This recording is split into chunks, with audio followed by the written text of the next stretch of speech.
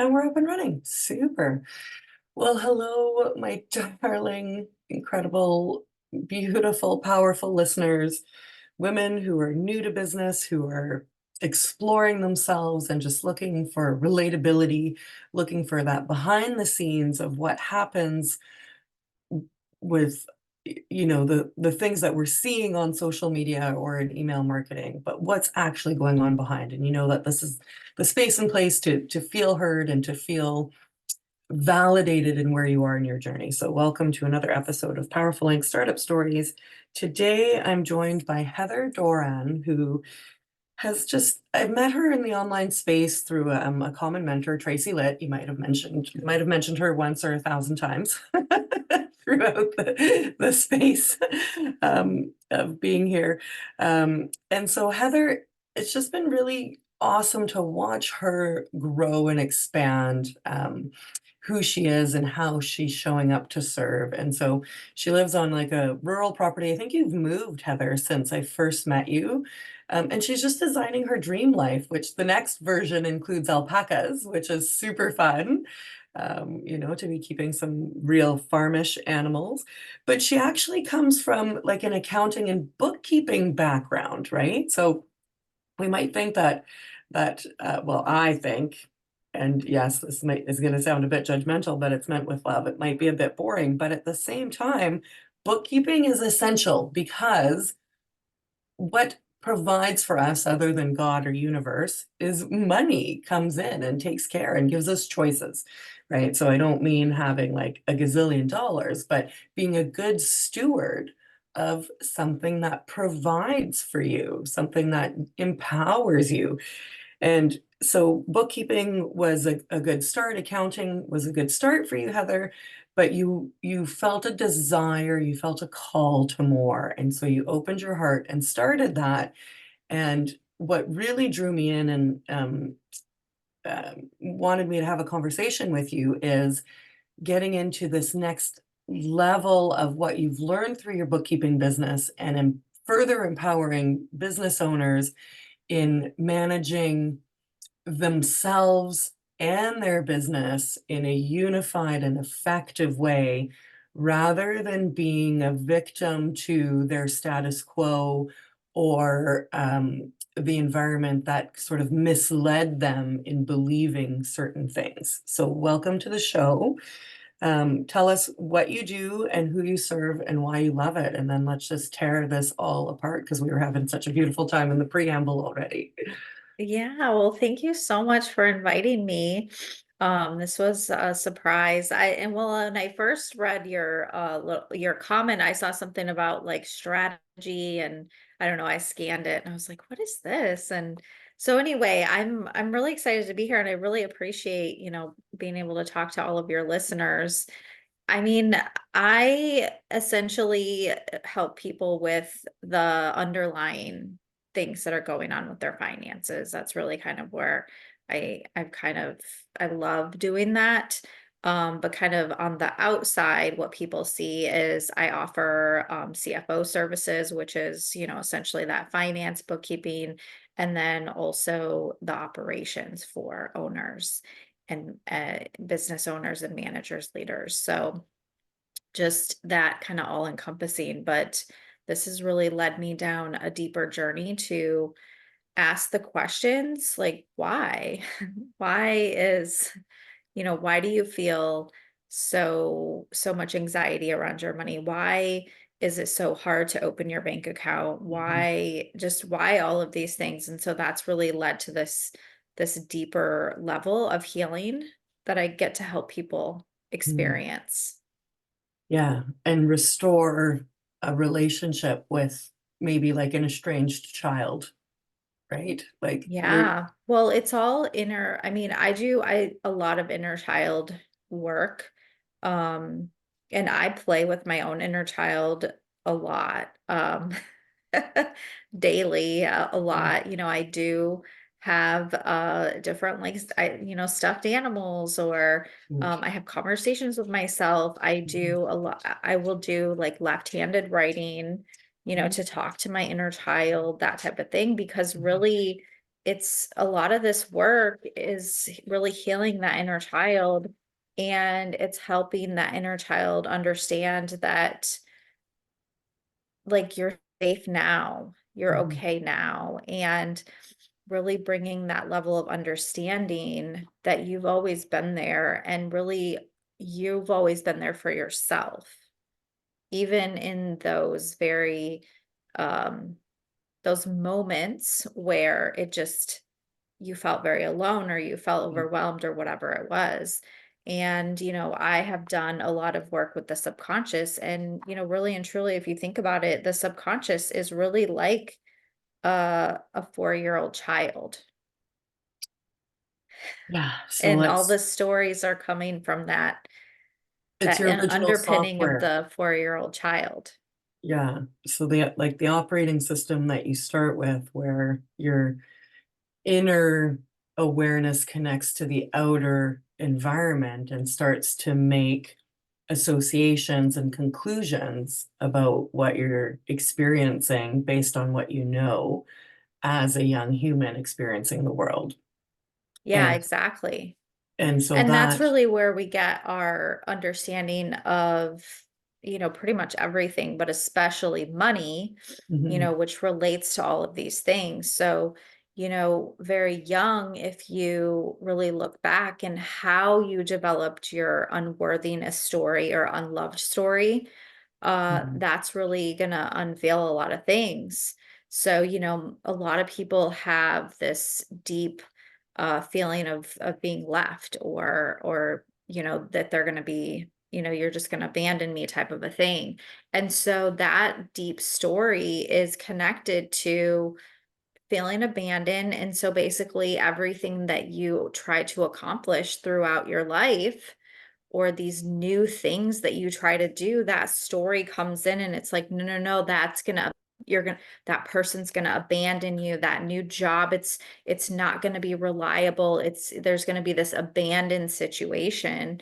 And, like I said, if this is one of the underpinning stories, and so it seeds into everything that we try to do that's new. And so, you can only push and hustle through so much of that. And so mhm, the reason mhm. why this is connected to your money, it's because everything you do is really kind of coming out in how you show up in the world. So if you have this abandoned story, then you are not going to be so likely to maybe be as visible. You might not put your resume in certain places. You might not try new, like bigger things. You might not try certain things with your business. So this is how it kind of comes out in these pieces. And then ultimately, it really is how we are able to make our money or make more money or have these edges of wealth in our life, because we really have this kind of 4-year-old child really running the program and running the experiences. And, you've described that so beautifully, and I just turned 42, and so it's 38 years of time between current self and four-year-old self, and that's a long time to have, a train going around and the trains of thought on the same track. It's also very distant, like, do I remember what do I remember from age 4, right? And yet it's still influencing nearly 4 decades later. And so, what are some ways that we can start to heal ourselves and, comfort that child to make those things right? Because online business or brick and mortar, we want to make money. We want to also, find more purpose and heart-centered service to provide in the world. And these two versions of ourselves, if they aren't working in unison, will, it sounds like, inhibit the success of the current self. But if I can't remember, or I'm like so completely unaware and um, presumably or superficially detached from that four-year-old self, you know, how does, for example, from bookkeeping, do you manage to push on that client's heart and bring them into that. Because you guys, it is an intimate relationship. Like I've worked as online business manager, super intimate. You're in the thick of everything. Bookkeeper, same thing. And in clients, I've seen their relationship with their bookkeeper, and it's like you don't clean the house before the maid comes over. Yeah. In certain Yeah, cases. I mean, and especially in operations, like we see all of the things, and it's a gift and a curse because it is, if you're working with somebody who, um, they're maybe presenting one way, and Yeah, yeah. and you But it's you not know the kind real of me. what's happening behind the Yeah, scenes, yeah. then it does become one of those situations that does eat up at you. Come here. My dog wants to come up. Oh, good. Um, so I mean, to answer your question, like how do you get from, to kind of understand that this is even happening, right? Or, to your point, like, but I don't remember. So, you know, the thing that we have to really come back to is the body never lies. Mhm. And what we have to start doing, especially as women, we've been taught to ignore our bodies. And really, I think this is a whole society thing. I mean, we see it. I was actually just talking to my dad a couple weeks ago, and I said, when you wake up in the morning and you don't feel good and you have to go to work, you feel physically ill and you have to go to work, what is the first thing that you do? Mhm. You ignore your body Mhm. and you tell your body to hush. No, I am not sick. You do this like mental game with yourself Mhm. to say, no, you're not sick. You feel fine and you push through. And so we have done this, even as a child, we've been taught, no, it's fine, Mm. go to school. I mean, Yeah, there's just sick people walking all over. That's why we just get sick. That's why when kids yeah. go back to school, because it's like, no, because there's a lot of things there too. But we have had this whole, millennia to ignore our body and be trained to ignore our body. And so what we have to do is we have to really start to recognize and settle down and notice these things that our body is telling us. And so one of the first things that I started doing, and Tracy teaches us to do this as well. When I started working with Tracy, she had us do what we call breathing alarms 5 times a day. Mhm. And so it was really this, 90-second breathing. But what I did and what I encourage clients to do is not only are you doing this breathing, you are also simultaneously noticing. Like it's literally like if you can be out here, Yeah. you are noticing like at that moment, okay, how am I feeling right now? Like, is my stomach in knots? Are my legs feeling tight, my arms feeling tight, whatever it is, right? Like, do I have a headache?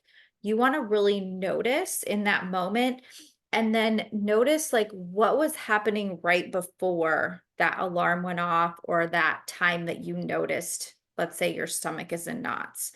Because what happens is you can start to be like, oh, I just got an email from so and so, and I've been in this back and forth thing, and I've been tensed up, and blah, blah, blah, blah, blah. And Mhm. so, what it does is it starts to create these connections to, you know, when this happens, my body feels this thing. And Mhm. so, eventually, you start to, and then you notice, okay, well, when I go to open the app on my phone to look at my money, I start to tense up. Or a lot of my clients actually, they like have this massive anxiety before they get on the phone with me.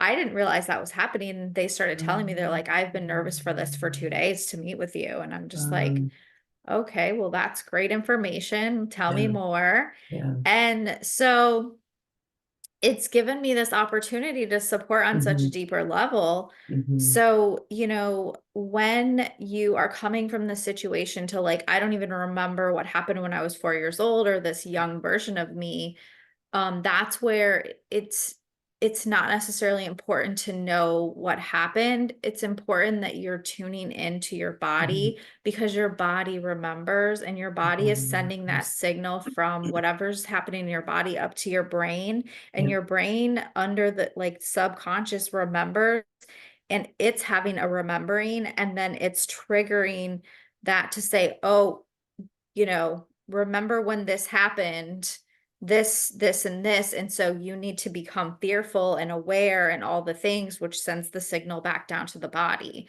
So Mhm. it's this loop of, you know, I remember that uncomfortable time. This is very similar. Don't do that. Send a signal to the body, stop, beware, run, Mhm. bear. Yeah. So, and that shows up in, like, for example, visibility, right? Yeah. So there's an experience that we feel becoming visible, and we're like, but I don't know why I'm uncomfortable. Mhm. Okay, but there's something happening. And so what we have to do is we have to talk to, almost envision you're talking to that little person, and you're like, it's okay. You are safe right now. We are just going to go and we're going to talk to people on a camera. Really, it's talking to ourselves, and nobody is going to come. Like, we are completely safe right now. The temperature is beautiful. I'm going to be right here with you this whole time. And we're just going to share this message.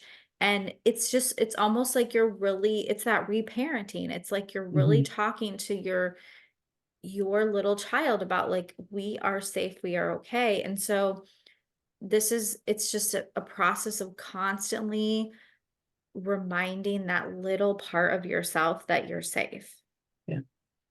Yeah. It's, when you started describing so beautifully the reaction to suck it up, buttercup, with the body if you wake up not feeling well, um, it it was breaking my heart in some ways because it's a misalignment of our culture of how to, push through and go and do the, I don't know, like the old ways of making money and of having to do it rather than a holistic and loving and nurtured way. So maybe this masculine feminine energy.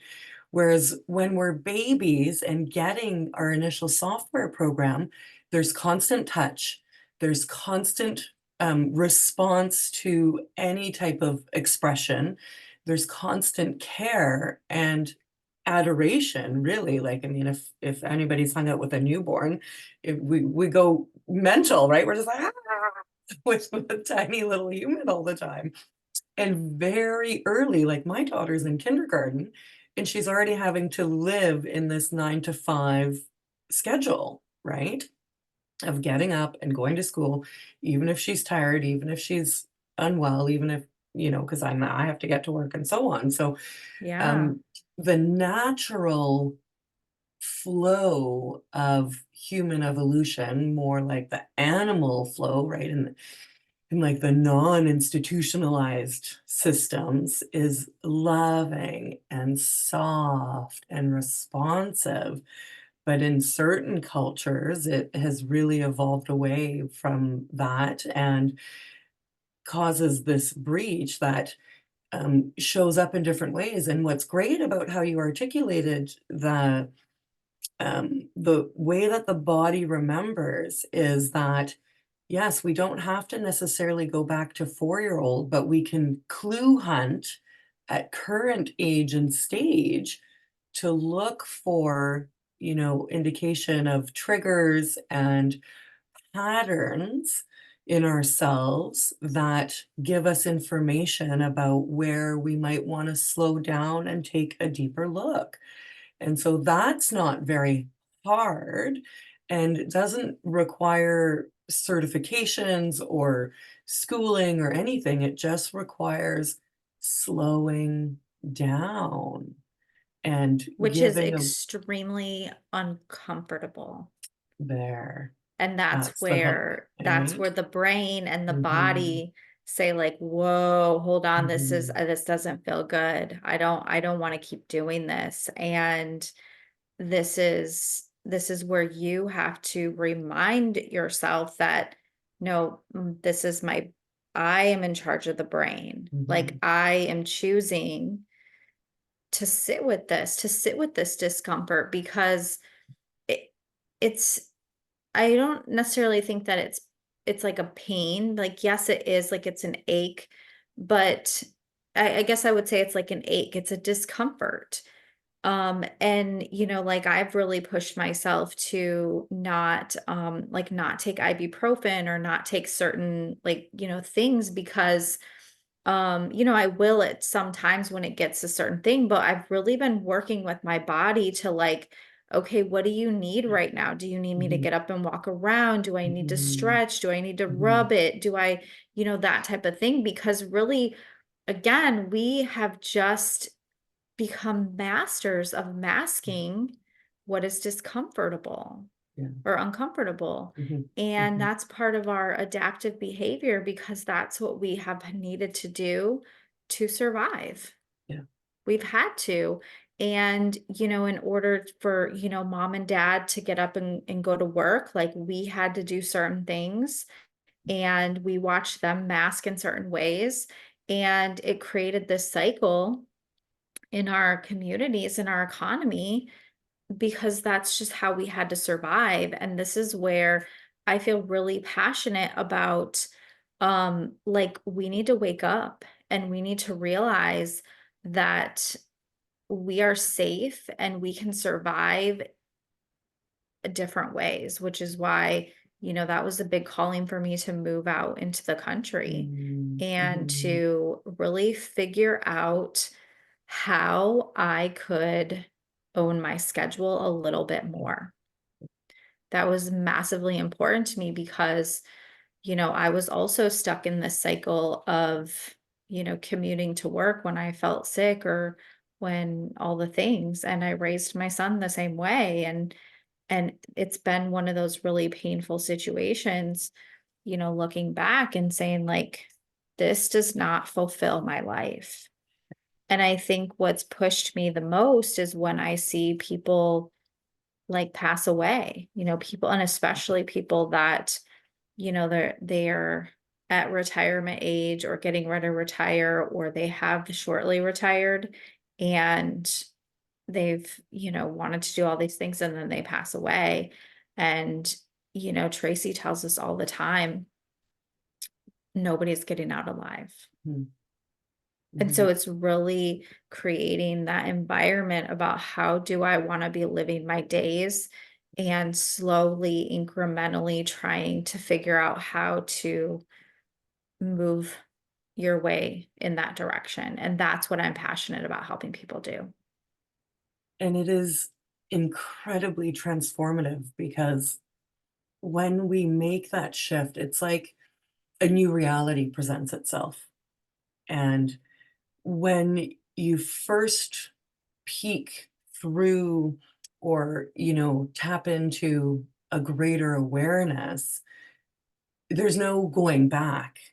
You just Yeah, you can't continue, unsee it. you can't unsee it, and now you're, like, a bit more awakened and dreaming again and thinking of what is possible again, and it can happen slow and steady, and some people, seemingly overnight, but it's never really overnight, it's years and years No. and years, and then a culmination of it, so um, and it's incredibly beautiful, and so, my own transformation was hustling to grow an online business, hustling to, still be working my job, hustling to this and and now I'm doing all those things and more. By the way, exciting, if I haven't announced this on the show yet, I'm now a Girl Guide leader in my daughter's Oh, Girl Guides, wow. which is like hello, impact. Hello, beautiful, young, delicious babies of the Yes. world. And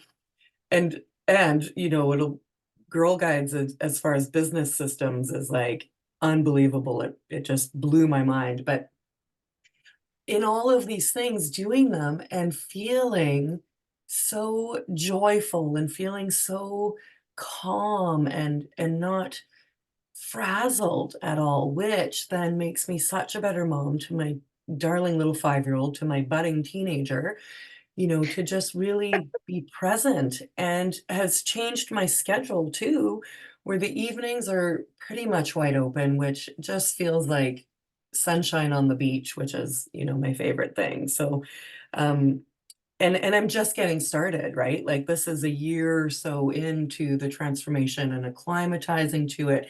And now this starts to churn its own momentum and bring more and more along to it. And um, it's in a daily practice, in a daily slowing down. So those breathing alarms, if there's one thing that you're going to, listeners, take away from this, is use your smartphone to be smart and be shockingly aware of when that alarm goes off, of how you respond to it, and and then watch that grow and change over time. Because um full honesty, when those alarms would go off, I'd be like, and snooze it.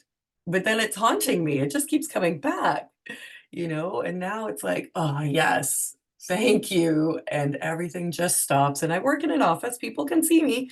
I don't care. I'll just sit there at my desk and I'll just breathe and like release, and everything calms down, and then it's lovely to carry on, particularly if I'm dealing with silly neighbor to neighbor complaints. It's a really wonderful way to stay nourished throughout the day, that doesn't cost, doesn't require, doesn't you know need a different environment. It's just a promise to self to take a minute of reflection, and work doesn't get impacted. Like there's the ripple effect of that is internal, which then shows up with all the other interactions that I participate in, which then those other people, right? If they wanted to fight, or if they were in a different state, when you come into somebody who's calm and feels like a breath of fresh air,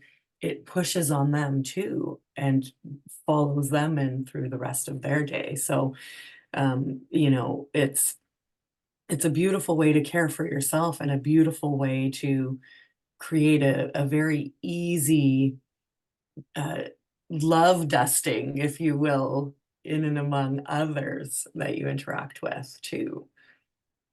Yeah, and I think it's important to remember that you're doing it from a place of observation, of observing how you're feeling, what's going on. And, I mean, I've gotten to the place where, I will, it almost becomes a habit. It's Mhm, like, mhm, mhm. I'll It is a feel and habit. I'm like, "Oh, Yeah. yeah, well, because I'm feeling the stress or I'm Mhm. whatever's happening." And, I'm human. Sometimes I'm just like, whatever. But again, it's coming from that place of observing. Yeah. Yeah. And so, real case in point, my menstrual cycle has obviously changed over the years, as well as the hormones, and this real sense of Jekyll and Hyde happening inside me. And because I've, slowed down, connected to body, I can choose more consciously how to navigate that hormone influx, because it really does feel physiological. But I have that awareness now, which means I'm not running around being a total asshole, because I'm just like hyper activated and reacting instead of being proactive and connected. And that has been a game changer in all of my relationships, particularly in the immediate household, because I'm just a nicer person, even though I'm still having these feelings, right? So this is like a powerful way that these changes come in, once you pay attention. And again, it's not like a big event to pay attention. It's just creating safety that grows over time to um, open up the mind to see more of what's going on. Yeah, exactly. Yeah. So in this is like one element of it is managing the self, right? And it's critical. And so if you're new to business, we hear about mindset, mindset, mindset. Well, I've got a new word for you guys, and it's heart set. It's Yeah. like heart Yes. and mind connection. But we come from love. I really feel soul exists in the heart and then, can operate through the mind, the consciousness. So in your heart set, you're loving and caring and knowing yourself and being a good steward and a good nurturer of yourself. Now we can take that forward and apply that in our business and bring in elements of structure without constriction, um, and be a good steward of the systems there while healing ourselves continuously in that too. So if you're in business and you feel hectic and you feel chaotic and you feel overrun by it, Heather is going to now walk you through a bit of in your face radical personal responsibility around why is that and what are you doing and how can you start to then bring the awareness that we've talked about with self into, being an effective and a flowy CEO. Yeah, exactly. And, really like bringing in this self-love component, this Mhm. compassion component.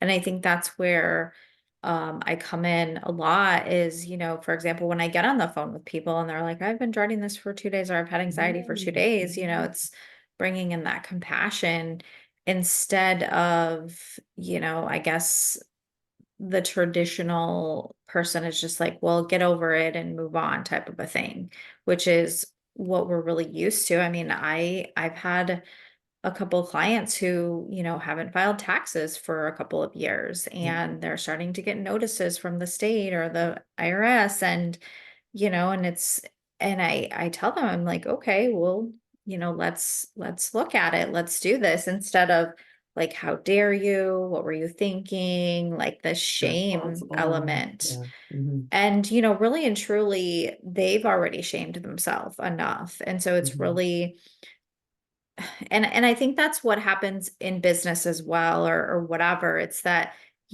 we have these situations where maybe we promised ourselves that we were going to be more visible, or we were going to go live, or we were going to talk to that person, or whatever it is. And that doesn't happen. It's that we bring this big level of shame into it. And so it's really looking at, okay, where can I bring this level of compassion in? And be compassionate with myself and then start to unpack, okay, well, what's going on? Why is this happening? Why am I feeling this way? Why am I not doing this thing? And so it's really this dance between being compassionate with yourself, and really looking at, okay, what are these edges that I can really put myself become uncomfortable essentially. Because Mhm. honestly, our growth as a human and as a business owner is going to be in those uncomfortable moments. Mhm. And my mentor tells me, and she was just telling us at a retreat recently, and I'm just like, oh my God, like like I cringe hearing it, just like, why? But it really is when I'm in these really uncomfortable places and then kind of look back and I'm like, wow, like I thank myself for like getting myself through that. Like, wow, look at Mhm. what we did to get through Mhm. this to kind of get to the other side of this. And sometimes it's really small things. Sometimes it really is just about becoming more consistent with how we're showing up on social media or consistent, and I think too, we really have to look at the systems that the world has designed and start to ask the question, what is an alternative to this? So if Mhm. you really are, not, a social media person or whatever it is, really looking at like what's alternative to me being online all the time. what's the alternative? One of the things I used to tell my clients a lot, especially when they couldn't quote unquote like afford something, they really wanted something or whatever it was to ask the question, like, how can I make this possible? Mhm. Like, how can I, uh, you know, make this extra money, or how can I do this thing to make this whatever outcome? Like, I'd like to do this retreat or whatever it is. Mhm. And so you're not solving the problem, you're intuitively asking the universe for help Mhm. in a solution. Because I think that's the thing too, is that we want to just figure out, we want to put a bunch of action towards stuff. We just make Yes. action. Yeah. But a lot of times the action is that what we need to be taking is quote unquote not action, which is tuning in. Because when you start to tune in and you start to quiet down and you start to settle down and you're not in this place of like, meh, meh, meh, and this chaos, you start to actually hear these intuitive nudges of like, oh, well, what about this? Or like, reach out to this person. Or, you see a billboard or you see a newspaper ad, or I don't know, whatever it is, or Mhm. you hear somebody talking about this thing. Like, you are more consciously aware of everything that's happening Mhm. when you're not in this space of chaos. So that's kind of what I would say when you're in this space of like, I feel massively uncomfortable. It's not the point to push yourself to this, like, I feel unsafe, uncomfortable place. It's to start to ask the questions, well, why do I feel Yeah. unsafe? Can I get to a place of feeling safe? And if the answer is no, then are there alternatives, or like, what is the deeper thing that's happening here? Yes.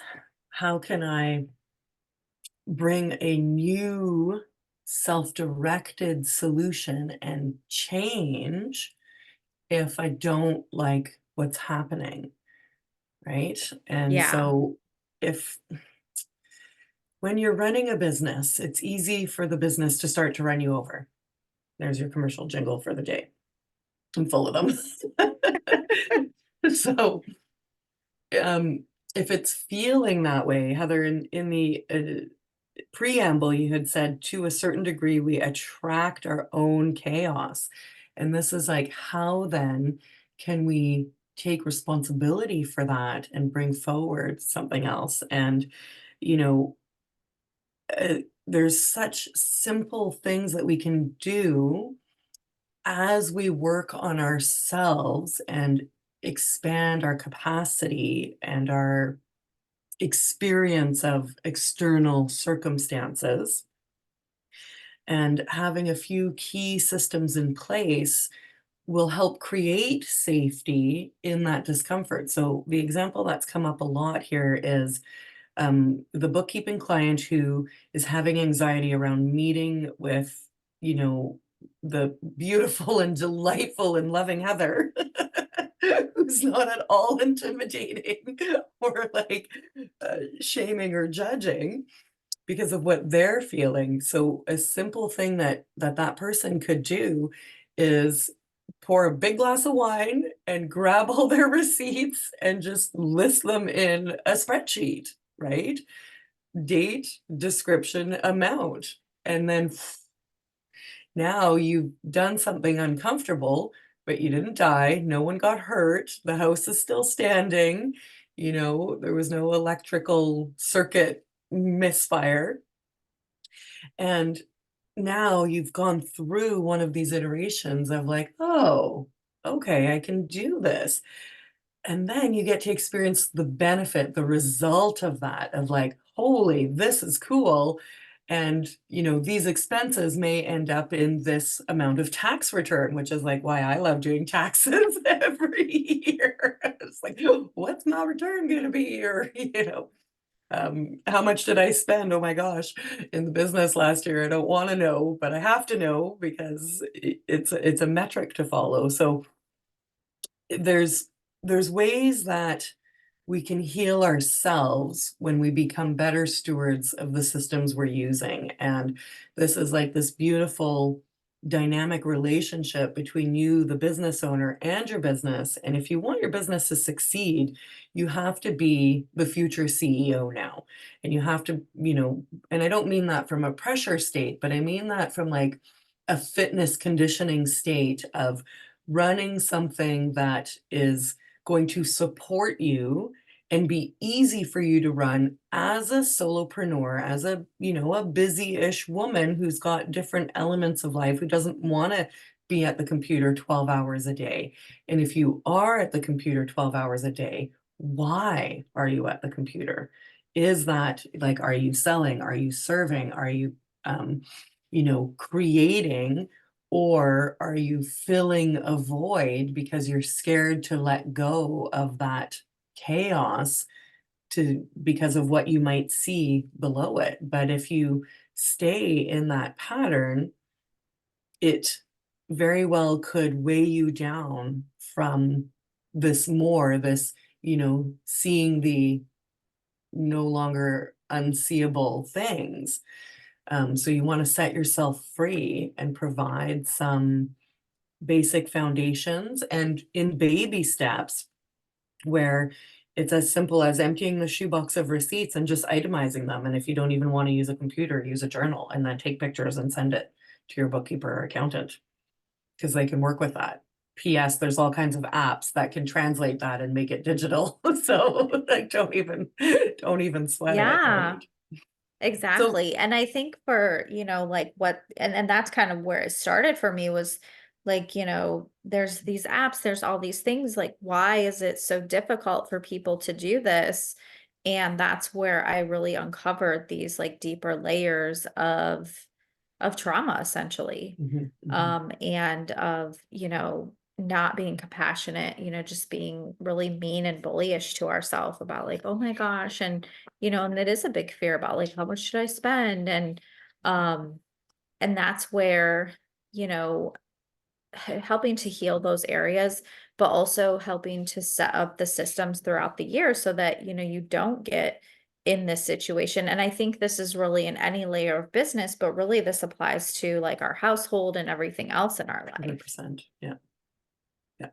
Systems are everywhere. And, one really drive it home image and concept that came to me, you guys, is water. I mean, water is just, I don't know, I'm so in love with water right now. It's a huge theme. It's coming up in the women's circles, it's coming up in all kinds of places as a symbol for ourselves to consider. And so water is what? It's always surrounded by ground. So water, the flowiest, most, beautiful, fluid, full cycle where it gives and receives in of itself, is contained by ground. If I pour water on my desk right now, what's going to happen? It's going to spill all over the place. But if I hold it in this amazing cup that I had my stepdaughter buy for me, and you are amazing, it's it's there. I can drink it, I can look at it, I can contain it. So if we come from water, from the womb, we need water for survival, and water needs some structure around it. You know, what how can we say that we're not like water, we're better than water, or we don't need that either? We all like a little bit of tenderness, a little bit of comfort, a little bit of safety in running our business, in running ourselves, in interacting with the world around us. So it's like hopefully I'm articulating that pretty well, and if there's anything you want to play off of that, because it's still a very new concept, but I think it's just so powerful and a good reminder of what we think we're avoiding isn't actually in service of ourselves, which is a lot of what you've been saying, Heather. What we're avoiding is as a result of being, holding on to things that that don't actually help us achieve what we want to achieve. And we have to be comfortable with the discomfort of exploring them in order to get through to the other side. Yeah, exactly. That was so beautifully said. I love the like the container. It needs a grounded container in order to be held. And that's such a beautiful example. That came from up there. Like, yeah. Let's use And I that. think we're in a water, yeah, I think are we in a water season? I don't Isn't know. Pisces like considered, well, we're getting ready to go into Pisces. We're getting ready. Anyway, I think we are in a water season, so that's probably why you're thinking like water is so prevalent right now. Prevalent. Yeah, huge, huge. I mean, these simple examples we can learn from, right? Beautiful metaphors that I love. So, this has just been so gorgeous. It's been really great to, even just spend this time and go deeper together because I've seen your heart, I've seen your light, and clearly it was just time for us to, come closer and share Well, and thank co-create you. together. Yes, thank you. Oh, pleasure is all mine. So tell us, like, I think you've got a book underway, and where can we, what do you want to promote as we kind of close up the episode here? And I'll put the links in the show notes, of course. And Yeah, I mean, the main place you can find me is my website, heatherdoran.biz. Have a lot of information there. I do have a book coming out this year. I'm in the process of writing it right now, and it's really it- it's it's been an interesting journey. Like you don't think that writing, you're just like, oh, you just tell the stories, but mhm, it's interesting writing, and I think this is where kind of the journaling process comes in is the things that you uncover through the writing mhm, process. I did mhm, write a chapter in a collaborative book last year, and that was interesting, the things that kind of came up to the surface. And then now again, I'm peeling back the layers of my story where at least this part of the book of where my mom left. My mom left when I was 2, mhm, and really peeling back the deeper layer of, for me it's been deeper than just being left or abandoned, but it's the ongoing story that I wasn't even worthy enough to for you to stay. yeah, And so, that's been 40 years of yeah, like where my unworthiness comes from, which, the point of uncovering that is, where does that then seed into every little thing that I have attempted to do mhm, throughout my life and my business, and where has that show up? And so it's helping that little person inside of me feel safe, and basically tell her to go play so that I yeah, can run the business. yeah. So anyway, Beautiful. my long story to say, you can No, find no. me Find my you on the website, but website. like that, that right there is your book promotion. Everything, because you're smiling as you say it, and it pulls on the tender parts of the heart to hear that, and but that you can absorb that and find love and know that that was her story and it's not Yeah, yours and it doesn't mean anything about you is so important because we will attach to how we interpret the world responding to us, but really we're in charge of how we respond. And yeah, so you don't get much better leverage or sense of worthiness than the one you can give yourself. Like that's a yeah, real transformational and a really important message for us, particularly with, the themes of what we've talked about in this conversation. So yeah, I'm excited to see that book come out, and kudos to you because yes, they're a thank huge you. undertaking, and, what else gets revealed as a result is, kind of exciting and uncomfortable, but Yeah, safe. yeah, it really is. And I think, it's really giving people evidence that, they can do it too. Yeah, And yeah. and not from a space of like I did this overnight, which I Mhm, think the internet has been really great at look at what Mhm. I just did this. I woke up and I had $10,000 in my account. Well, yeah, but you did a lot of things before Yeah, that $10,000 showed up. yeah. And that's really where our healing journey is, I mean, we're, 4 or 5 years into, like, yes, I'm just now kind of noticing that story, but I'm also 4 or 5 years into like healing Absolutely. these deeper levels of myself. So, Yeah. so that I can show up in this compassionate way towards this, inner part that feels so deeply wounded and so hurt and so abandoned, and, give her that love that she so deserves, and then tell her to go play, because Mhm. really the reality is that for a lot of us, and for myself a lot of times, is that that little 4-year-old child is running the business and they're running our life. And we see it every day at work. We see it going to McDonald's or Burger King, or, it's that we have these little wounded children that are Mhm. walking around, and it's not not to shame them, but Mm-mm. it's their little 4-year-old is running around and they're running the show. And a lot of times they just don't know any better. And so we have to really come to this place of like, helping them feel safe, that while they're out playing, we're gonna still be here and we're gonna support them, and go run and play, and I'm gonna be the adult, like, do the adulting stuff, and making that feel safe internally and externally. Yeah, yeah. Beautiful. Oh, just gonna let that sink in for a minute. And Heather, just thank you so much. That was an incredible conversation with an incredible person. And I just look forward to, staying connected and supporting each other and seeing you online and who knows where else Yeah, ongoing. thank you. Have a great rest of your day.